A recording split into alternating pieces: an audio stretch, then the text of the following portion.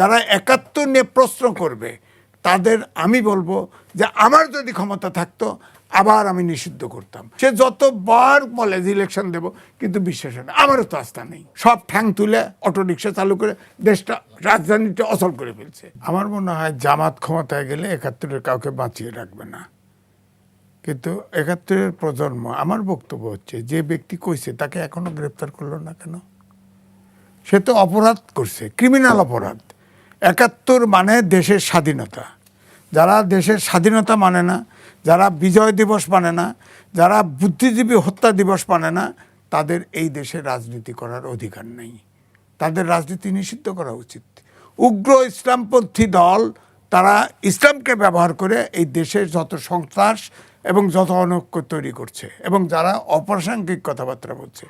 ৭১-এ আপনার ৫২ সালে ভাষা আন্দোলন, বলেন তো পৃথিবীর কোন দেশ ভাষার জন্য জীবন দিয়েছে? আপনি ৫২-কে অস্বীকার করবেন? ৭১-এ যে কত বীরঙ্গনা হয়েছে, লাখ, কয়েক লাখ, ২.৫ লাখ বীরঙ্গনা শহীদ হয়েছে, লাখ লাখ লোক ইয়েতে প্রবাসে ভারতের শিবিরে গেছে, ইয়েতে পালিয়ে গেছে। তো এগুলো কি ধ্বংসযজ্ঞ? তা যার বাপ দাদা কেউ চোখে দেখে নাই, তারা ৭১ বুঝবে না।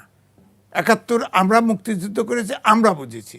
আমি ফ্রিডম ফাইটার ছিলাম, ১ মিনিটের জন্য চিন্তা করিনি আমি বেঁচে থাকবো। বেঁচে আছি, এখন জীবনটা পকেট নিয়ে চলি, কিচ্ছু আসে যায় না। মরে যাব, হত্যা করবে, কোনো সমস্যা নাই, এখন মরে যাব। আমার ফ্যামিলি সব করে খাচ্ছে, আমার কোনো পিছুটান নাই। আমি মৃত্যুর জন্য প্রস্তুত। যারা ৭১ নিয়ে প্রশ্ন করবে তাদের আমি বলবো যে আমার যদি ক্ষমতা থাকতো আবার আমি নিষিদ্ধ করতাম। বিএনপি ভোটের জন্য জামাতের সাথে ঐক্য করছে, এটা ঠিক করে নাই, ঠিক করে নাই। আওয়ামী লীগকে ঠেকানোর জন্য ঐক্য করছে, ঠিক করে নাই। এখন তো তাদের বড় হয়ে গেছে, বিএনপি এর জন্য ক্ষতিগ্রস্ত হয়েছে। আপনি বলেন, স্বাধীনতার ঘোষকের দল বিএনপি, আপনার জেড ফোর্সের প্রতিষ্ঠার দল, আপনার মুক্তিযুদ্ধের সেক্টর কমান্ডারের দল, সেখানে মুক্তিযুদ্ধের আশ্রয় পাবে না? যাবে কোথায় বলেন? যাবে কোথায়? আশ্রয়স্থল নাই। বিএনপি পরিষ্কার বলতে হবে যে মুক্তিযুদ্ধের পক্ষে আমরা আছি, মুক্তিযোদ্ধার দল, এটা বলতে হবে তাদেরকে। কারণ এটা তো সংঘাত হবে, গৃহযুদ্ধ হবে।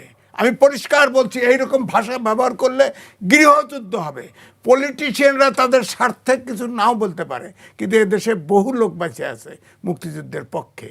এখনও কিন্তু মনে রাখতে হবে, উগ্র যারা এগুলি বলে তাদের সংখ্যা এখনও কম। রক কাটার দিন চলে গেছে, এখন চাপাতি নিয়ে কোপাবেন, কোপান, সমস্যা নাই। আমরা কিন্তু অস্ত্র জমা দিয়েছি, ট্রেনিং কিন্তু এখনও জমা দিই নেই। আর এই সরকার কিন্তু রাস্তাঘাটে অস্ত্র ফেলে রাখছে। অত সহজ না, অত সহজ না। ৭১-কে মেনে দেশে রাজনীতি করতে হবে। আর বেশি বাড়াবাড়ি করলে আমি বলবো তাদের নাগরিকত্ব, ভোটাধিকারও থাকা উচিত না। আর প্রবাসী কারা যায় বলেন? প্রবাসী রিমিটেন্স পাঠায়, আমরা মানি। প্রবাসী হলো এদেশের শিক্ষা যথেষ্ট মনে করে না, তারা প্রবাসে যায়। যারা চিকিৎসার জন্য প্রবাসে যায়। আর কিছু লোক আছে এখানে আয় রোজগার কম, তারা প্রবাসী যায়, এই উদ্দেশ্যে তো যায়। যাওয়ার পরে ওনারা প্রবাসী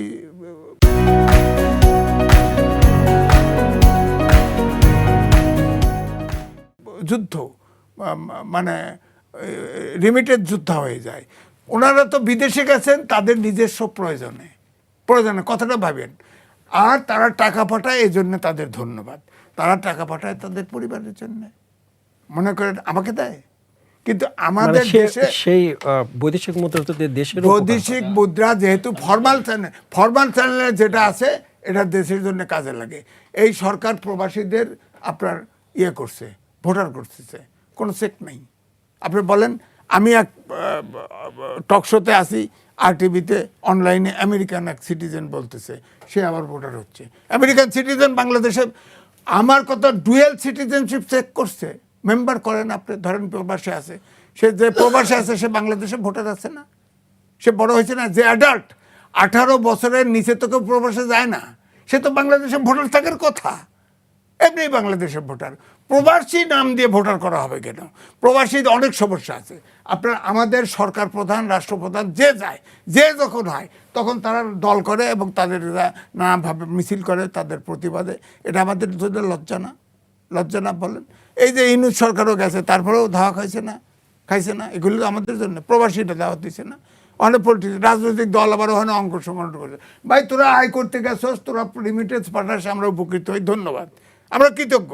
জাতিকে ধরেন এখনো আমি বলবো যে আমাদের আয় কমে গেছে, অর্থনীতি চলে না, আপনার ব্যবসা চলে না, বড় বড় হাউস ব্যবসা, এই যে আপনাদের হাউস কি করতে পারে বলেন? কোনো ব্যবসা করতে পারতেছে বলেন? কোনো ব্যবসা করতে পারতেছে? কোনো ব্যবসা নাই, কিচ্ছু নাই। IMF এর লোনের সকল শর্ত মেনে নিচ্ছে, বেকারত্ব বেড়ে গেছে, মধ্যবিত্ত নিম্ন মধ্যবিত্ত চলে গেছে, নিম্ন মধ্য হতদরিদ্র হয়ে গেছে। 3 লাখ লোকের কাজ নাই, এখন কাজ নাই, সব অটোরিক্সা ছেড়ে দিছে, এখন সব এসে শিশু বৃদ্ধ সব ঠ্যাং তুলে অটোরিক্সা চালু করে দেশটা, রাজধানীটা অচল করে ফেলছে, অচল করে, কাজ নাই, কাজ নাই, দেশে কাজ নাই তো, গ্রাম দেশে তো দুর্ভিক্ষ।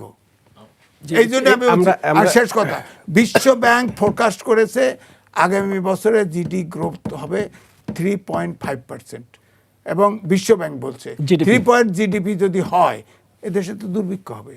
এই নির্বাচিত সরকার এসে তো এই সরকার দেশ ঠিক করা বড় সমস্যা পড়ে যাবে। 3.3 এটা তো করোনা কালেও কমে নাই, হ্যাঁ, তো এটা তো দুর্ভিক্ষ হবে। এগুলো হুঁশ রাখে না, ইলেকশন নিয়ে আবার ষড়যন্ত্র, এটা কেন ষড়যন্ত্র? নির্বাচিত সরকার না হলে দেশ কোনো তো লাইন আপই হবে না, হবে না।